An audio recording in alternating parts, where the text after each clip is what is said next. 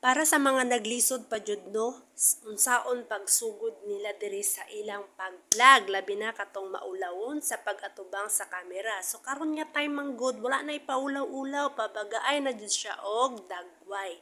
Kay dinhi manggod kailangan nato siya nga i-practice nato everyday nga istorya ta atubang sa ato ang kamera. Dili man nimo na perfect ang imong unang upload na mga video. Everyday ka nag-upload, masanay jud ka ana. Kuha na nimo ang technique o mga idea basta ma-practice yo. So dili naman ta mga problema about sa pag-edit kay na naman tay magamit na mga apps karon or ma-enhance ang ato ang quality sa atong mga video.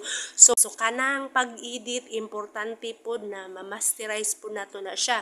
Mga topics no na interesting, valuable, kanang engaging nga mga content ug especially jud diha sa tanan pinaka-importante kanang mga original content jud ang ato ang i-practice na i-upload. So kailangan jud nimo mag-focus og kaning isa ka niche para masubaybayan jud sa ato ang mga viewers adlaw-adlaw ang ato ang mga video na i-upload. So nahinaut ko nga nanapod mo'y nakatunan.